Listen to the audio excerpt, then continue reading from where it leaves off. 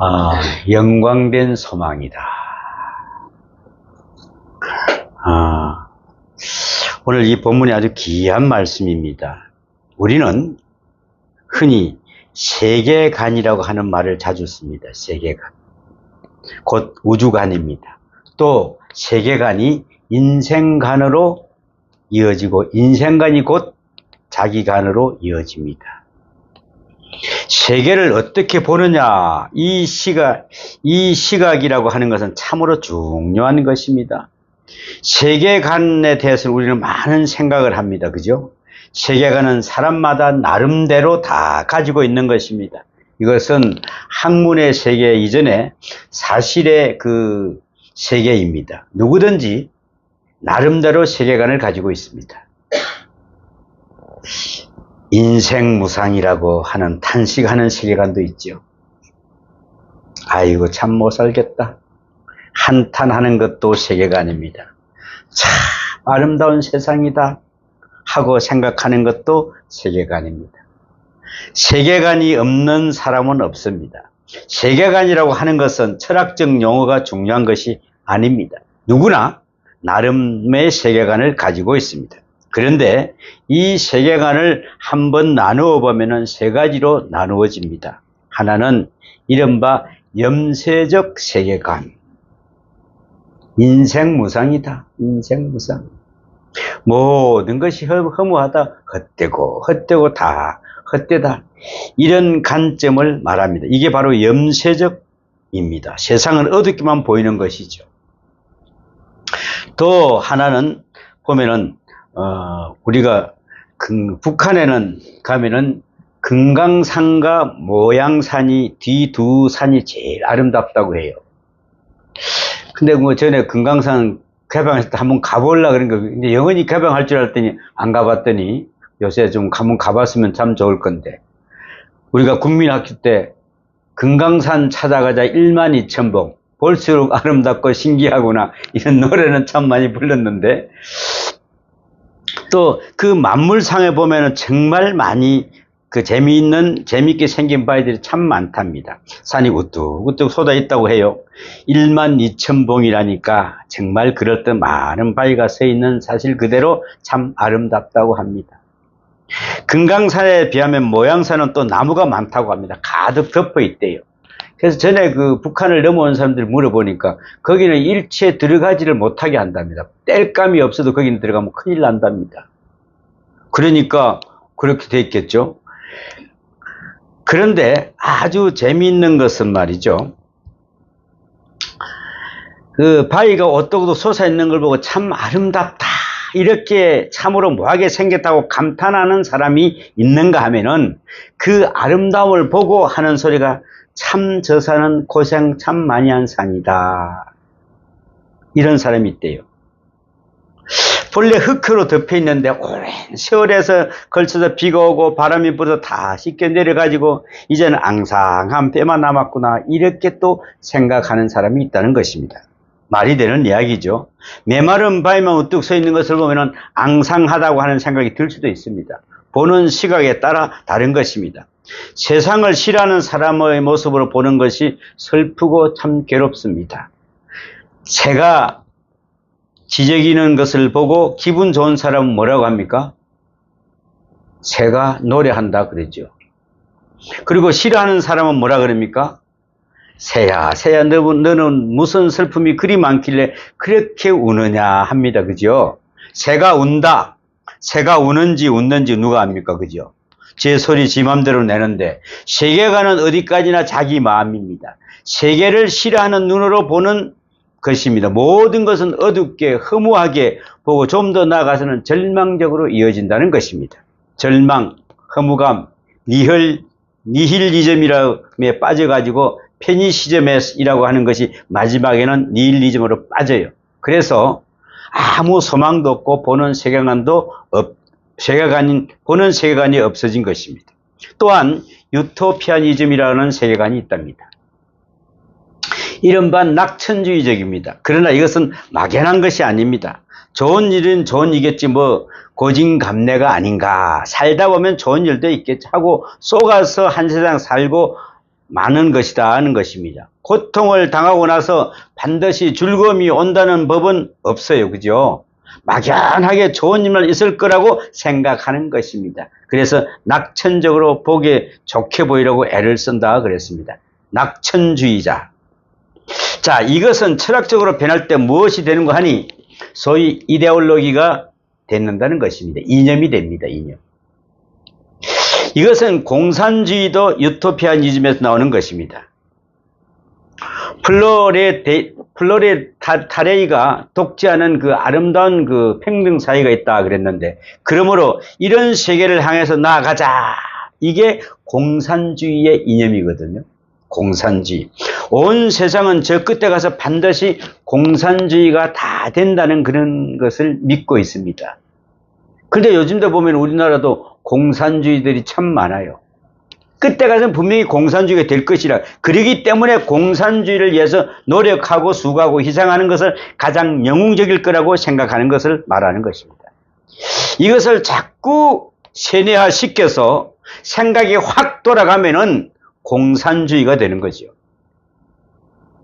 지금도 그 망상에 사는 사람들이 참 많습니다. 바야흐로 사회주의가 다 망했는데도 말입니다. 그런데 이 사람들은 지금 사회주의 우울성, 사회주의가 가장 멋있는 것이라고 그것을 보여주고야 말겠다고 계속 쓰고 있는 것입니다. 그러나 되나요, 그게? 한 번 민주주의에 맞들인 거, 이거 참 공산주의 힘듭니다. 끝난 지가 언젠데, 그리고 여러분 잘 아시는데도 독재주의자들, 군주 정치하는 사람들, 독재하는 이 사람들은 하나같이 낙천주의자들이랍니다. 나를 따르라. 좋은 세상이 올 것이다. 그렇게 한답니다. 또 사이비 종교주의자들이 그 교주들이 전부 다 낙천주의자들이에요. 또 나를 따르라. 천지개벽이 일어날 것이다. 잘 살게 하지마. 그런 소리를 하지 않습니까? 일련의 낙천주의자들입니다. 유토피아니즘에 속한 사람들이죠. 이 점을 우리가 잘 알아야 합니다. 이렇듯 아무 근거도 없고 막연하지만 미래는 좋을 것이다, 아름다울 것이다, 잘 될 것이다 하고 생각하는 세계관이 바로 유토피아니즘입니다. 셋째로 신앙에 관해 권하는 세계관이 있어요. 굳이 앞에 두 세계관과 나란히 놓기 위해서는 이를 신앙주의라고 할까요? 신앙주의로 분류한다는 것은 합당치는 않습니다. 이 세계관은 하나님의 약속을 믿어요. 그 약속을 믿은 결과로 그 약속에 의해서 현재를 보는 것입니다. 현재의 고통을 인정합니다. 그러나 이 고통은 절대로 무의미한 것이 아닙니다. 하나님의 약속 안에서, 하나님의 경륜 안에서 이 고통이 있다는 것입니다. 그러므로 인간 혹은 사회, 우주 할 것 없이 모든 일이 하나님의 능력과 경륜 안에서 지배되고 있다. 하나님께서 다스리는 세계다 하고 그 약속 안에서 오늘을 생각하는 것입니다. 우리가 미래를 볼 때 소위 퓨처 릴러지라고 이렇게 하는데, 그 미래학이라고 이야기를 하는데, 그래 미래학이라는 게 있고 에스커탈러지라는 게 있는데, 에스커탈러지라고 있는데 이거는 종말론이라는 것을 이야기합니다. 종말론. 자, 그래서 미래학이냐 종말학이냐 하는 이야기를 많이 합니다. 이런 학술적인 이야기는 이 시간에 거론할 필요는 다 없을 것 같고, 미래적이라는 것은 지극히 인간적인 것입니다. 인간적으로 이런 일은 저런 일을 다 연구해서 이렇게 되면은 어떤 결과가 되나 하고 내다보는 것입니다. 그런데 미래학의 결론이 무엇인지 아십니까? 미래학의 결론은 미래가 없다는 것입니다. 허무주의로 빠진다는 것입니다. 그러나 종말론이라는 것은 하나님의 약속된 종말을 먼저 생각합니다. 그것에 의해서 오늘을 비추어 봅니다. 하나님께서 천지 창조를 하셨습니다. 참 아름다웠다 그랬죠. 오늘의 이 복잡한 문제가 이렇듯 많이 있는 것 같으나 깊은 세계에서 보면은 하나님의 오묘한 뜻이 천지에 틀림없이 이루어지고 있습니다. 한치의 틀림이 없이 이루어지고 있다는 것입니다. 이것을 우리는 알아야 합니다. 여러분, 믿거나 말거나 다음과 같은 이야기를 한번 들어보세요. 한번 생각해 보시기 바랍니다. 공산주의에 있다가 지금은 자유 얻은 사람들 보면은 뭐 헝가리, 체코슬로바키아, 루마니아, 그리고 중국이라든가 혹은 북한, 러시아 같은 공산주의 속에 있다가 지금은 자유를 좀 얻은 분들이 이야기를 해요. 그들이 말하기를 하나님을 부인하고 나니까 제일 어려운 것은 농사가 안 된다는 것입니다. 농사가 안 된다는 것입니다. 하나님을 부인하라는 농사가 안 됩니다. 정말 그렇답니다. 사실은 요즘에는 세계 식량 문제는 있을 수 없잖아요. 세계적으로 지금은 식량이 남아 들어가는데 저장할 데가 없어서 미국에는 걱정을 하고 있답니다.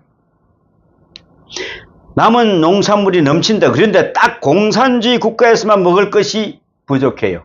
중국에서, 미국에서 엄청난 양의 콩과 밀가루를 수입합니다. 먹을 것이 없는 데다가 또 거기에 또 덮치기를 새겨서 홍수, 재난, 흉년이 들어요. 여러분 믿거나 말거나 이건 분명합니다. 이건 역사적 사실이니까요. 눈앞의 현실입니다. 하나님을 부인하는 나라마다, 하나님 섬기지 않는 나라마다 가장 기본적인 식량 문제에 시달리고 있다.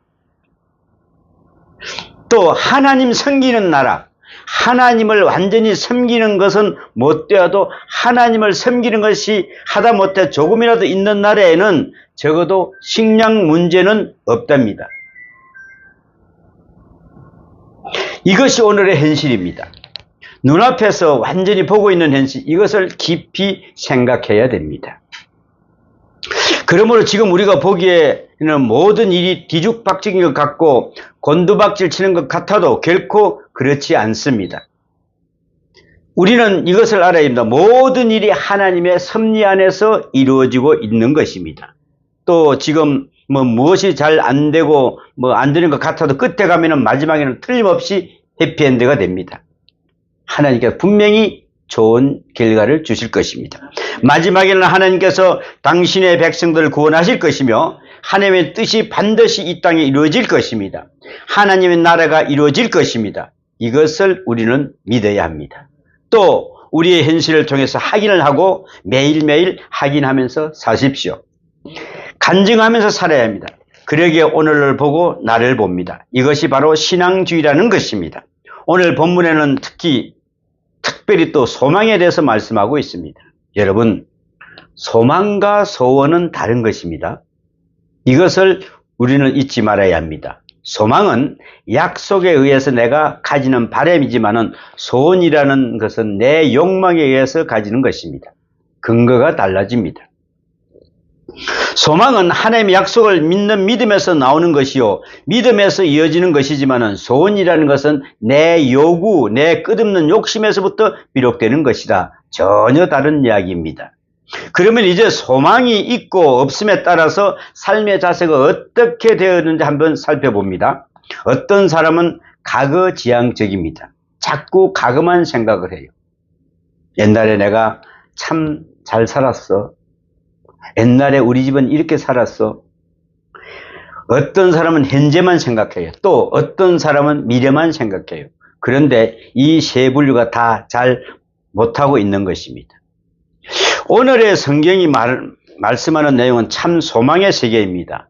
참 소망의 세계란 하나님께서 약속하신 소망의 세계, 그리고 그것에 의해서 오늘을 보고 오늘을 살피고 오늘을 생각하는 것입니다.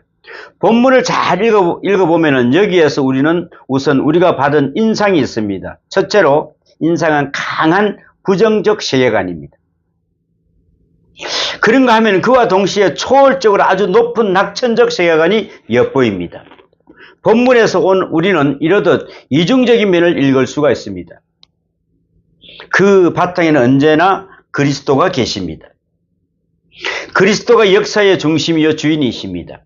그래서 우리의 소망, 우리의 믿음은 그리스도의 중심적입니다. 그리고 그 그리스도에 의해서 온 세계가 하나님의 뜻을 이루게 된다 하는 말씀입니다. 특별히 오늘 본문에서는 피조물이라 하는 말씀이 있어요. 피조물. 피조물에 고대하는 바는, 피조물이 허무한데 굴욕하는 것은 피조물도 썩어짐에 종로를 하는 데서 피조물이 다 이제까지 함께 단식하며 라고 말씀하고 있습니다. 여기서 피조물이라 하는 것은 아주 넓은 뜻을 가지고 있습니다.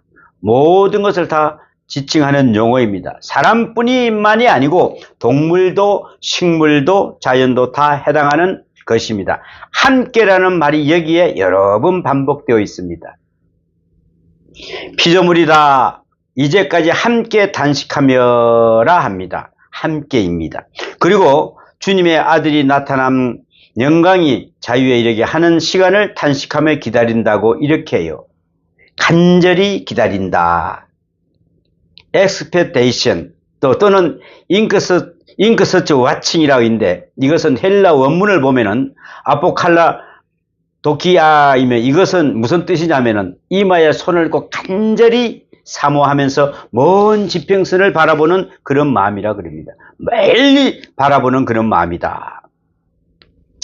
언제나 배가 어린가 하고 먼 지평선을 간절히 바라보면서 기다리는 모습입니다. 여러분 지평선을 한번 봤습니까? 한번 끝없이 한번 쳐다보신 일 있어요? 저는 바닷가에 살다 보니까 가끔 그런 걸 자주 봤어요. 야, 한번 쳐다보면 어쩌다 보면 배가 조그마한 게 있다 나중에 점점 그 배가 커지는 그런 장면도 보고 했는데, 또 밤을 새우는 사람이 아침 오기를 간절히 기다리는 마음, 이것이 바로 오늘 본문에 나타난 간절한 기다림입니다. 이런 점에서 믿음은 또 하나의 기다림입니다. 특별히 오늘 본문에 나타난 내용에서 두 번째로 우리가 받아야 할 인상은 구원과 고통이 다 함께 우주적이라는 것입니다. 모두가 고난을 당하고 또 모두가 구원을 받아요. 모든 피조물이 함께 고난을 당하고 또한 모든 피조물이 함께 구원을 기다리고 있다는 사실입니다. 또 함께 구원을 받을 것입니다. 여기서 우리가 깊이 생각해야 될 것이 있습니다. 일반적으로 신학 공부하는 사람들이나 혹은 성경을 해석하는 사람들 흔히 빠지기 쉬운 함정이 있어요. 구원하면은 개인 구원만 생각하는 것입니다.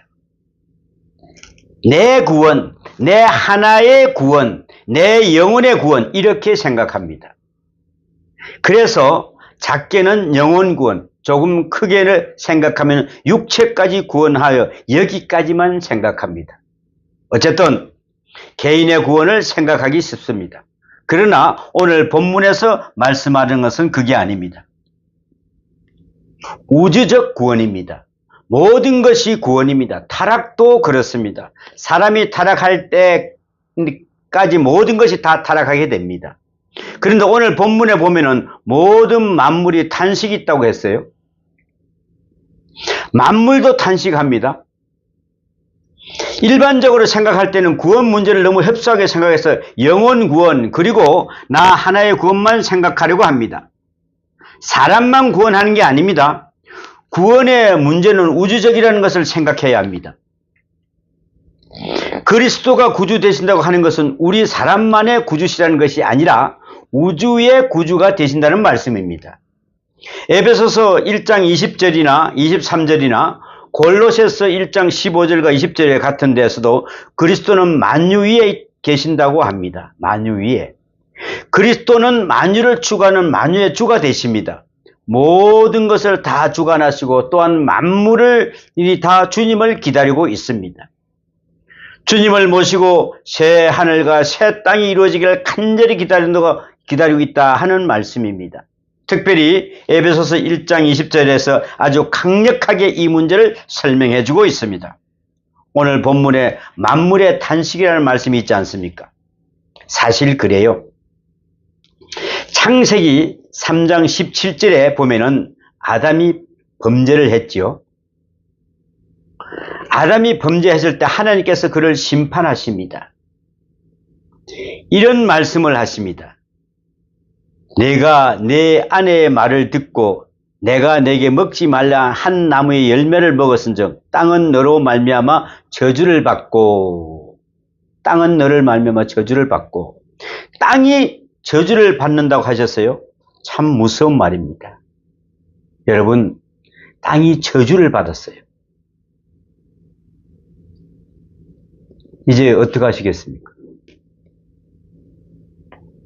그런데 사람의 입김을 연구한 내용이 있습니다. 사람의 입김. 입김을.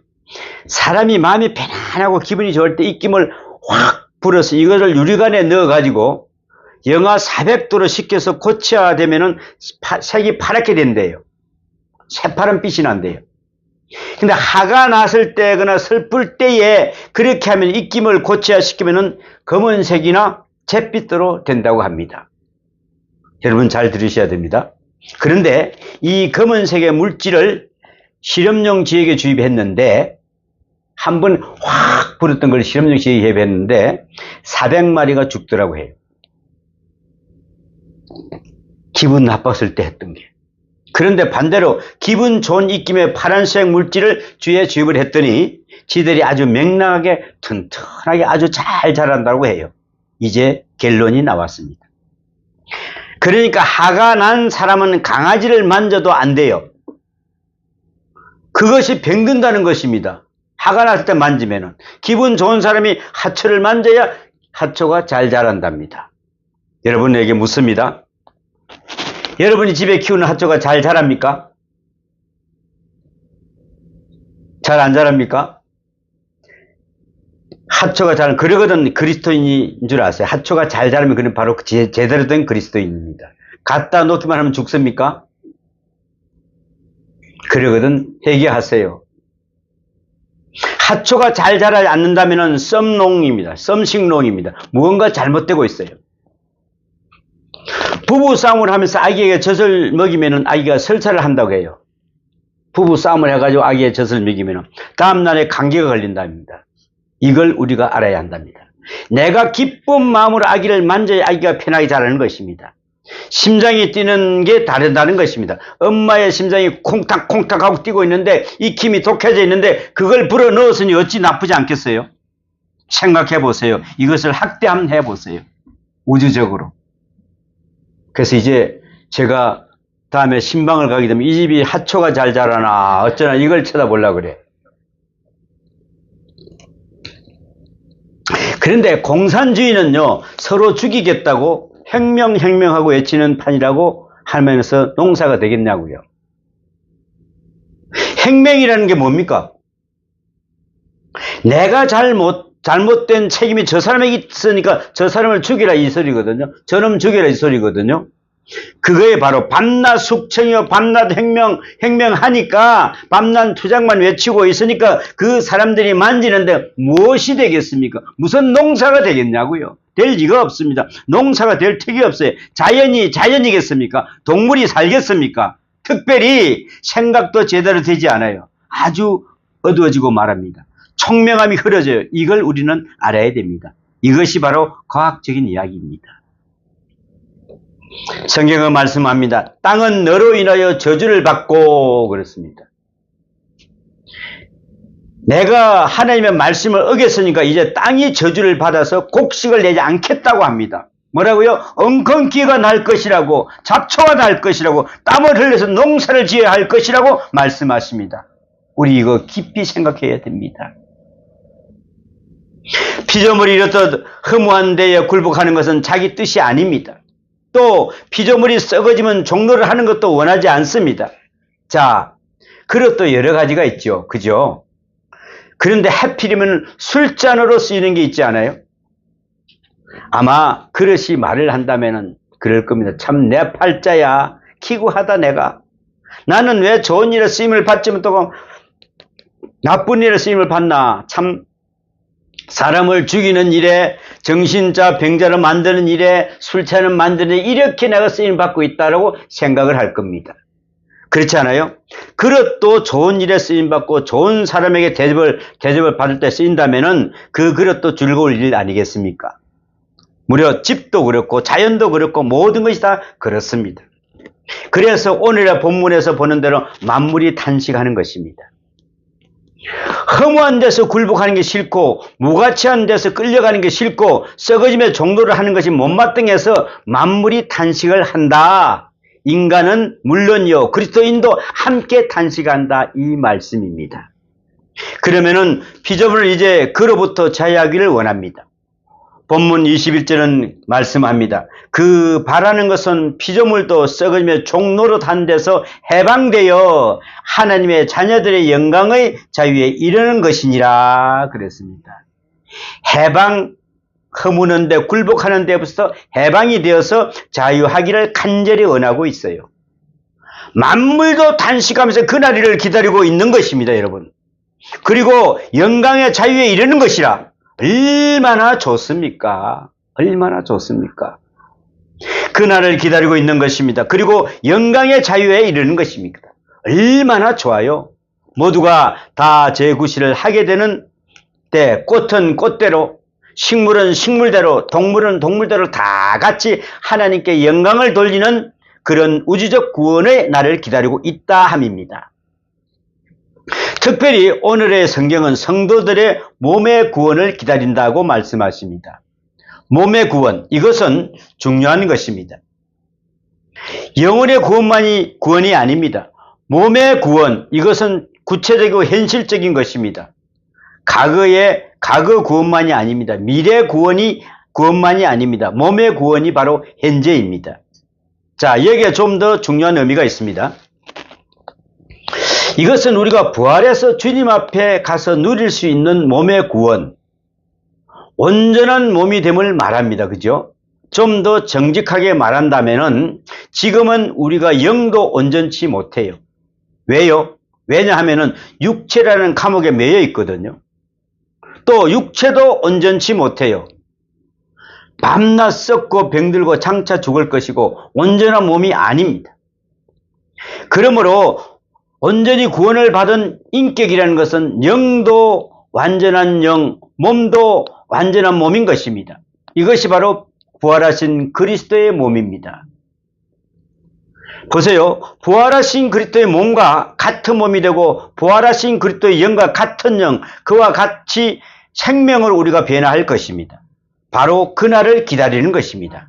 그날에는 자연도 새로운 의미의 자연이 될 것입니다. 오직 그날을 기다리는 것, 이것이 바로 궁극적인 것입니다. 다시 현실적으로 생각하면은 오늘도 내 영이 온전한 자유를 얻을 수 있을 때에 그 육체도 윤택해집니다. 그래서 전에 요즘 박사들이 많이 말한 대로 엔도르핀이 많이 나와야 돼요. 엔도르핀이 풍성해야 돼요. 그래야 몸도 건강해요. 그 생활 자체가, 그 생각이 다 총명해진다고 합니다. 엔도르핀이 팍팍 나와야 돼요. 그러면 우리가 깊이 생각해야 합니다. 몸의 구원을 기다린다. 영의 구원만이 아니라 이제 몸의 구원을 영적 구원만이 아니라 구체적인 현실적 구원을 나아가서는 가정의 사회에 이르기까지 구원을 기다리는 것입니다. 이것이 참 구원입니다. 나아가 이것을 지구에만이 아니라 우주적 구원이라는 것을 생각해야 합니다. 이것이 바로 우주의 구원입니다. 특별히 오늘의 본문은 양자될 것을 기다린다 함입니다.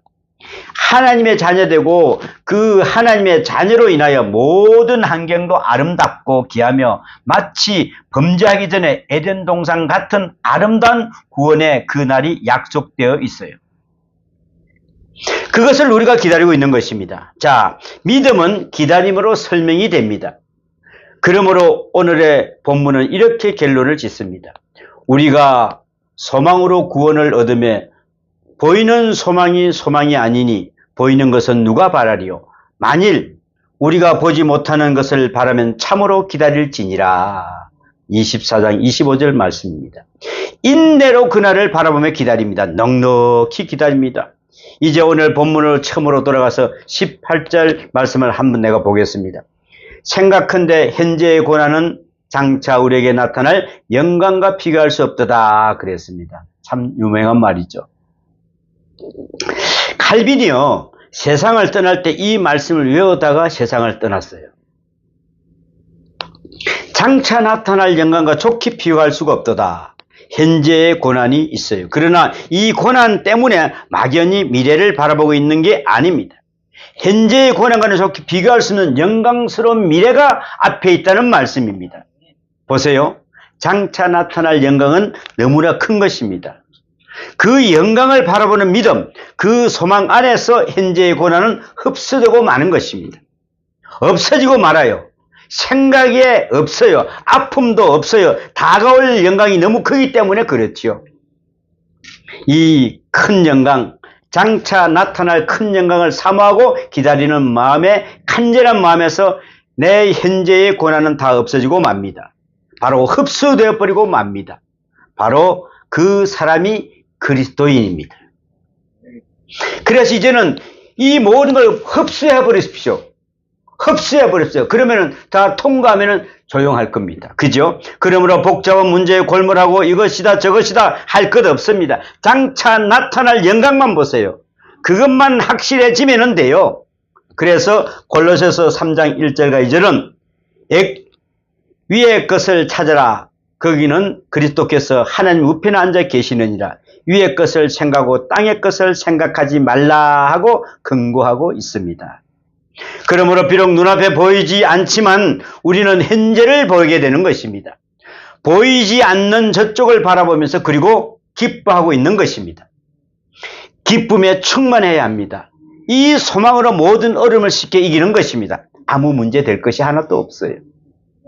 오늘 본문 보면은 오늘 본문 말씀은 18절과 24절, 25절을 함께 연결해서 제가 한번 읽어보겠습니다.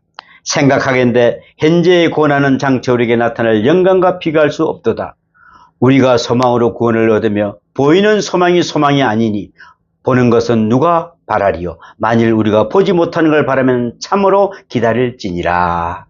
여러분, 오늘 이 말씀대로 우리가 소망의 어려운 것을 쉽게 이기는 그런 삶이 되시기를 축원합니다. 기도합니다. 아버지 하나님,